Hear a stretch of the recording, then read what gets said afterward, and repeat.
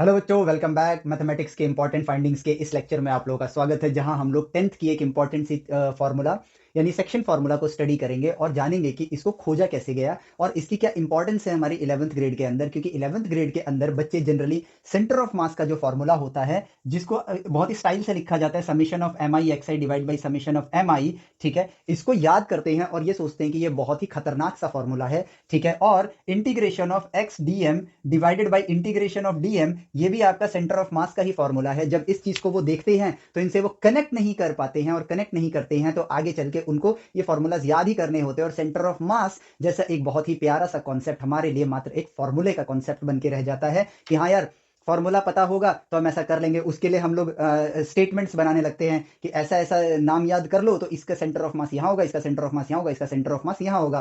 Concept समझ लो, centre of mass आप खुद ही निकाल लोगे, ठीक है। तो उसके लिए हम लोग अपने बेस को स्ट्रॉन्ग करेंगे और हम यहां पर सीखेंगे किसको, सेक्शन फॉर्मूला को, जो कि आपको एज अ फॉर्मूला याद है। हम इसके ओरिजिन को देखेंगे, ठीक है। तो यहां पर मेरे पास एक लाइन है जिसके कोऑर्डिनेट्स हैं आपके पास x1 y1 and x2 y2, और इस लाइन को एक पॉइंट डिवाइड करता है। मान लो वो पॉइंट आपका ये है, जिसमें अगर आप इसकी लेंथ और इसकी लेंथ का रेशियो निकालोगे, ठीक है, लेंथ मेजर करोगे और लेंथ मेजर करोगे तो वो रेशियो आएगा आपका m:n के रेशियो में, ठीक है। मान लो अगर इसका रेशियो मान लो इस लेंथ को और इस लेंथ को निकाला तो वो 2/3 आया, तो ये 2:3 का रेशियो है। मान लो वो रेशियो आ रहा है 2.7, तो आप इसको कह सकते हो 27/10 का रेशियो है, यानी कि 27 भाग के बराबर है या 10 भाग के बराबर है, सेम इस तरीके से, ठीक है। तो यहां पर रेशियोज आपको पता है कि भाई ये m:n की रेशियो में है। तो बताओ ये पॉइंट कौन सा है, ये x, y, इसका कोऑर्डिनेट क्या होगा, आपको ये फाइंड करना है, ठीक है। तो हम इसकी फाइंडिंग की तरफ चलते हैं। अब हम यहां पर क्या करेंगे, इस परिस्थिति से बात करेंगे मैथमेटिक्स के जरिए,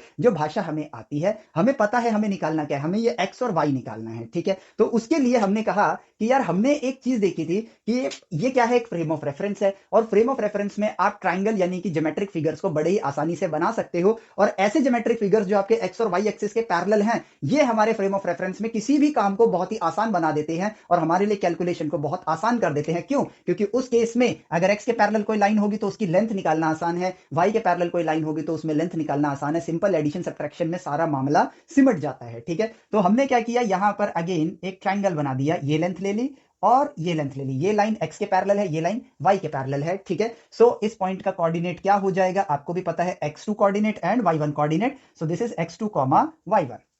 लो भाई, मेरा ट्राइंगल यहां बन गया। अब हमने यहां पर भी भाई पैरेलल लाइन चाहिए, ठीक है। तो मैंने यहां पर एक पैरेलल लाइन वाई एक्सिस के पैरेलल बना दिया, ठीक है। और अब मैंने यहां पर देखा कि यार कोऑर्डिनेट्स को देखते हैं, ठीक है। इस लाइन को पे फोकस करते हैं, पहले एक लाइन पे फोकस करते हैं। तो इस रेड लाइन को अगर मैं देखूं तो इसका जो और इसी को मैं इस लाइन पर वो कर लेता हूं, प्रोजेक्ट कर लेता हूं, ठीक है। तो ये वाला पॉइंट है मेरे पास x1, ये वाला पॉइंट है मेरे पास x2 और ये वाला पॉइंट है मेरे पास x, 0, ठीक है, सिंपल। अब क्योंकि ये सिमिलर ट्राइंगल है, आप दोनों ट्राइंगल को देखो, बड़ा वाला ट्राइंगल और छोटा वाला ट्राइंगल, इन दोनों ट्राइंगल्स को देखोगे तो ये सिमिलर ट्राइंगल है। यानी कि अगर मैं इन लेंथों का रेशियो निकालूं, सिमिलर ट्राइंगल में जो चीजें हमने देखी थी, ऑब्जर्व करी थी, उसी चीज की नॉलेज से मैं अब यहां बात कर रहा हूं। तो यहां से यहां तक के लेंथ की रेशियो और यहां से यहां तक के लेंथ की रेशियो, यहां से यहां तक के लेंथ की रेशियो और यहां से यहां तक के लेंथ की रेशियो के इक्वल होगा। इट मींस ये भी m:n के रेशियो में डिवाइड हो रहा है। बाय विच प्रिंसिपल्स तो नहीं बोलूंगा, बाय विच डिस्कवरीज, जो हमने सिमिलर ट्राइंगल में देखी थी। तो वही डिस्कवरी हम यहां पर अप्लाई कर रहे हैं, यानी कि जितनी भाषा हमें मैथमेटिक्स की आती है उस भाषा से हम यहां बात कर रहे हैं और देखते हैं कुछ नई भाषा हमें ये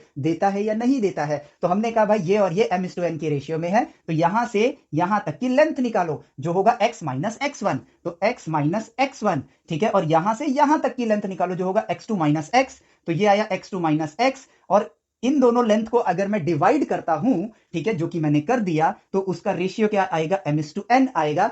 सिंप्लीफाई फॉर x आ गया आपके पास आंसर। कहा था ना 5 मिनट में सॉल्व कर वीडियो बनेगी, बस 5 मिनट की है, ठीक है। तो nx, इसको यहां ले जाओ, इसको यहां ले जाओ, nx minus nx1 is equal to mx2 minus mx, x वाले पार्ट एक तरफ लेकर आओ, nx plus mx is equal to mx2 plus nx1, ठीक है। और यहां पर x कॉमन लूंगा मैं, तो ये n प्लस m आ जाएगा is equal to mx2 plus nx1, ठीक है। सो फाइनली आ गया x is equal to mx2 plus nx1 divided by m plus n। काम खत्म, ठीक है। और ये देखो सॉल्व हो गया। अब यहां पर यही चीज y के पैरेलल लाइन बना लो, ठीक है, y के पैरेलल। अब इस पे से फोकस हटा दो, ठीक है। y के पैरेलल लाइन बना लिया, तो ये रही वो लाइन जो कि मैं यहां पर आपको शो कर रहा हूं। इसको यहां लेकर आता हूं, दिस इज y, तो ये भी m/n के रेशियो में होगा, सिमिलर ट्राइंगल वाला लॉजिक, ठीक है। m/n का रेशियो आएगा तो y माइनस वाई वन, ठीक है, यहां पे कर देता हूं y minus Y one divided by y2 minus y is equal to m/n का ratio x minus x1 y minus y1 x2 minus x y2 minus y m/n। Solve करूंगा तो सेम रिजल्ट आएगा y is equal to my2 plus ny1 divided by m plus n, as simple as that. और मुझे मिल गए इस point के x और y coordinates दोनों के दोनों। देखो कितना सिंपल सा कॉन्सेप्ट है। All we need to do is connect with it, हमें उसके साथ कनेक्ट करना है। अब आप लोगों के लिए एक टास्क है, वो ये है कि अगर कोई पॉइंट इस लाइन पे ना मौजूद होकर इसी लाइन पे बाहर कोई यहां पर है, ये इंटरनली डिवाइड कर रहा है, ये एक्सटर्नली डिवाइड कर रहा है। एक्सटर्नली डिवाइड करने का मतलब है इस पॉइंट से इस पॉइंट तक की लेंथ को जब आप डिवाइड करोगे इस पॉइंट से इस पॉइंट तक की लेंथ में, तो उसका रेशियो m/n आएगा। डू इट योरसेल्फ, निकालो और वापस से इस वीडियो पर और कमेंट में लिख कर बताओ कि यस हमने निकाल लिया। मैथमेटिक्स बहुत इजी है, ठीक है। और नहीं निकलेगा तो भी बताना, ठीक है, मैं बाद में फिर इसके लिए वीडियो बना दूंगा, क्योंकि ऐसा मुझे पता है 100% गारंटी लेता हूं आप निकाल लोगे, ठीक है। राइट वे में जाओगे तो डेफिनेटली निकालोगे, निकालने के लिए सॉल्व करना, मैथमेटिकली बात करना डेफिनेटली निकलेगा, ठीक है। तो अब हम लोग इंटरनली और एक्सटर्नली दोनों के फॉर्मूला हम बना सकते हैं। और अब यहां पर इस सेक्शन फॉर्मूला से हम लोगों ने क्या देखा कि हम यहां पर इस सेक्शन फॉर्मूला को तो हमने देख लिया, ठीक है। एक बार फाइनली मैं आपको इसको कनेक्ट कर देता हूं, ठीक है। अगर कोई लाइन है उसके कोऑर्डिनेट है x1 y1, इसके कोऑर्डिनेट है x2 y2, एक पॉइंट है जो इसको m/n की रेशियो में डिवाइड कर रहा है, तो उसके कोऑर्डिनेट्स क्या होंगे, x, y will be equal to mx2 nx1। हम इस तरह से याद करते हैं, बताओ m plus n my2 plus ny1 divided by m plus n, ये हो गए उसके कोऑर्डिनेट्स, यानी कि आप उस पॉइंट का कोऑर्डिनेट निकाल सकते हो, ठीक है। अब इसी चीज को रियलिटी से जोड़ो। ये करने के पीछे रीजन क्या है, रियलिटी से जोड़ो कि यार आपके पास एक बॉक्स पड़ा है यहां पर जिसका कोऑर्डिनेट है, आप एक ही एक्सिस पर इसके कोऑर्डिनेट बनाओ, ठीक है। यहां पर एक दूसरा बॉक्स रखो, ठीक है, इसका कोऑर्डिनेट है x1, इसका कोऑर्डिनेट है x2, ठीक है। इसका मास है m1, इसका मास है m2। और अब अपनी कॉमन सेंस का इस्तेमाल करो कि भाई अगर m1 m2, सपोज करो कि m1 का मास, एग्जांपल के लिए ताकि हम कनेक्ट कर सकें, ये 100 केजी का है, ये 50 केजी का है, ये 100 केजी का है, ये 50 केजी का है, तो सेंटर ऑफ मास यानी कि जो बैलेंसिंग पॉइंट होगा इसका, वो किसके करीब होगा। पॉइंट को समझना, वो किसके करीब होगा, समझना नहीं फील करना, ठीक है। ऑब्वियसली वो 100 के करीब होगा। अगर मेरे पास इस तरफ ज्यादा वजन है, इस तरफ कम वजन है, तो यहां पर मैं वजन बढ़ाता हूं, चलो सीजर की मदद से वजन बढ़ाता हूं, ठीक है। तो जिस पॉइंट पे इसका सेंटर ऑफ मास होगा मैं वहीं पर इसको होल्ड कर पाऊंगा, अदरवाइज ये रोटेट कर जाएगा। देखो यहां पर है तो मेरा होल्ड हो रहा है, सेंटर ऑफ मास वजनी एरिया के पास ज्यादा है, लेकिन यहां से पकड़ूंगा तो, ठीक है, देखो अभी तो मैंने हाथ से रोक रखा है, लेकिन ये टर्न हुआ, ये स्लिप कर गया, तो इसका मतलब इसका सेंटर ऑफ मास यहां पर था जब मैंने वजन यहां पे बढ़ा दिया था, तो यानी जहां ज्यादा वजन सेंटर ऑफ मास भी उसी की तरफ होगा। सिंपल सा लॉजिक, सिंपल ऑब्जर्वेशन, ठीक है। अब मुझे ये कैसे पता चलेगा कि अगर मैं इन दोनों कोऑर्डिनेट्स के बीच में एक लाइन बनाता हूं, ठीक है, एक लाइन बनाता हूं, तो सेंटर ऑफ मास एग्जैक्टली किस पॉइंट पर है, ठीक है, वो पॉइंट हमें निकालना है। तो ऐसे फील करके निकाल सकता हूं, या फिर मैं अपने कॉन्सेप्ट को अप्लाई करता हूं, ह्यूमन इंटेलिजेंस को अप्लाई करता हूं, और मैं ये मानता हूं कि ये जो लाइन है ना, इसकी लेंथ जो है उसको कर दो 150 केजी, इमेजिनेशन की दुनिया में, ठीक है। मैंने इस लाइन का मास इमेजिन करा, इमेजिनरी मास 150 केजी का, और फिर सोचा कि ये जो पॉइंट है वो बैलेंसिंग पॉइंट है, तो भाई इस पॉइंट के इस तरफ होना चाहिए कितना, 50 केजी, और इस पॉइंट के इस तरफ होना चाहिए 100 केजी, ताकि 100 और 50 150, 150 150, और यहां पर ये हो जाएगा बैलेंस। तो अगर इस लाइन की लेंथ को मैंने 150 केजी मान लिया, तो बैलेंसिंग पॉइंट किस तरह निकालूंगा, 100 और 50 ऐड होने चाहिए, और इस तरफ 100 और 50 ऐड होने चाहिए, ताकि आपका दोनों तरफ जो वेट हो, ठीक है, जो मास हो वो आपका 150 हो जाए। तो इससे मैंने अब एक दूसरा इंटेलिजेंट अप्रोच लिया, और वो क्या है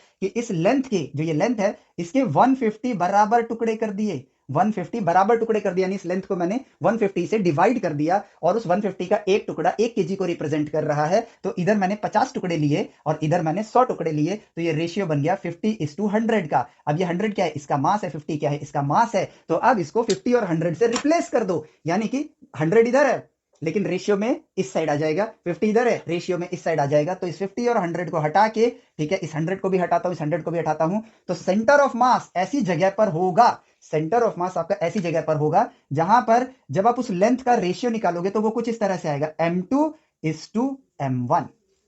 ऑब्जर्व करके निकाला है, आपको ये नहीं बोला है कि याद कर लो ऐसा होगा। खुद भी सोचो इसके बारे में, तभी थिंकिंग हैबिट डेवलप होगी, और जितनी थिंकिंग हैबिट डेवलप होगी उतना ही हम लोग आगे चल के क्यूरियस बनेंगे, और क्यूरियोसिटी हमें ड्राइव करेगी सक्सेसफुल इंसान बनने के लिए। ठीक है, सो अब देखो भाई, ये रहा मेरे पास ओरिजिन, यानी कि ये मेरा वाई एक्सिस है, ये रहा मेरे पास ओरिजिन। अब मेरे पास एक कोऑर्डिनेट है, दूसरा कोऑर्डिनेट है, और सेंटर ऑफ मास का कोऑर्डिनेट है एक्स, जो कि मुझे पता नहीं है। और इस परिस्थिति को देखो, ये है x1, ये है x2, ये है वो पॉइंट जो x मुझे निकालना है, और ये रेशियो है m2:m1 का। ठीक है, तो सेंटर ऑफ मास इस x पर लाई करता है, तो x का कोऑर्डिनेट निकालो, this ratio multiply this coordinate, this ratio multiply this coordinate. ठीक है, तो x कोऑर्डिनेट क्या आएगा, सेक्शन फॉर्मूला ही तो आ गया, m2x2 m1x1 plus m1x1 divided by क्या आता था, m प्लस n आता था, यानी रेशियोस को ऐड करना था, तो यहां पर आ जाएगा m1 प्लस m2। लो भाई आ गया। ठीक है, अब सेंटर ऑफ मास क्या करता है, सेंटर ऑफ मास ये हम पढ़ेंगे फिजिक्स में और बेहतर तरीके से,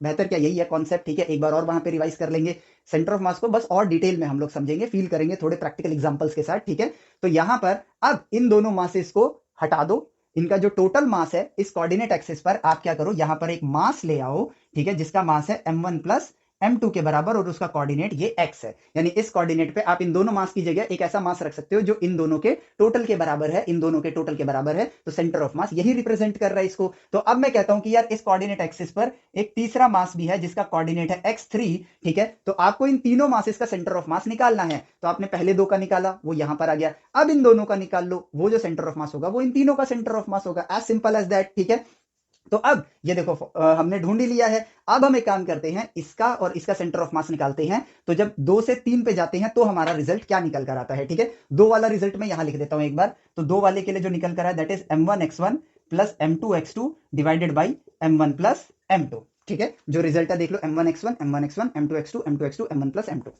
ठीक है, डन।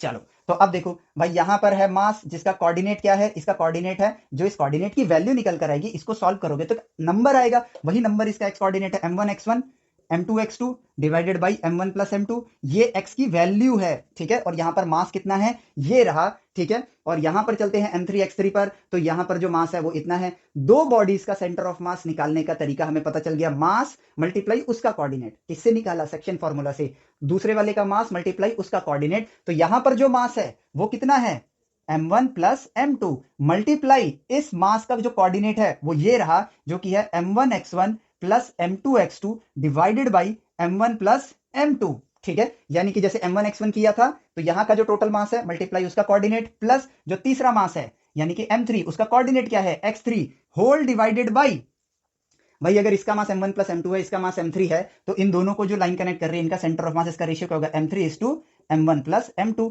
अब इसको फॉर्मूले की तरह नहीं, नंबर की तरह देखो भाई, जो 100 प्लस 50 150, तो ये नंबर ही तो बन गया। तो भाई यहाँ पे जो टोटल रेशियो आएगा ये m3 है, m1 plus m2 plus m3, तो टोटल रेशियो आया m1 plus m2 plus m3, इससे ये कट गया, और न्यूमरेटर में जो बचा है उसको लिख लो यहां पर, तो वो रिजल्ट आया m1x1 m2x2 m3x3 divided by m1 plus m2 plus m3। यानी कि देखो यहां पर भी नेचर ने हमें एक पैटर्न शो कर दिया, स्टार्ट किया था सेक्शन फॉर्मूला से, सेंटर ऑफ मास के अंदर एक पैटर्न मिलने लगा, यानी कि अगर एक चौथा ऑब्जेक्ट होगा जो x4 कोऑर्डिनेट पे होगा, तो उसका रिजल्ट क्या आएगा, पैटर्न ऑब्जर्व हो गया है, तो उसका रिजल्ट क्या आएगा, m4x4 डिवाइडेड बाई प्लस में m4 ऐड कर दो, लो भाई रिजल्ट आ गया। और इसी चीज को जब ये बार बार कोई चीज आप सम में लिखते हो, तो उसके लिए आपको 11th में एक नया सिंबल इंट्रोड्यूस कराया गया है, और वो कुछ नहीं है, जैसे पैटर्न में अगर कोई चीज आती है 1 1 2 2 3 3 4 4 1 2 3 4, तो इसके लिए आप सिंपल लिख सकते हो समेशन। ठीक है, इस चीज का मतलब है जो भी यहां पे आप लिखने वाले हो आगे उन सबको ऐड करना है,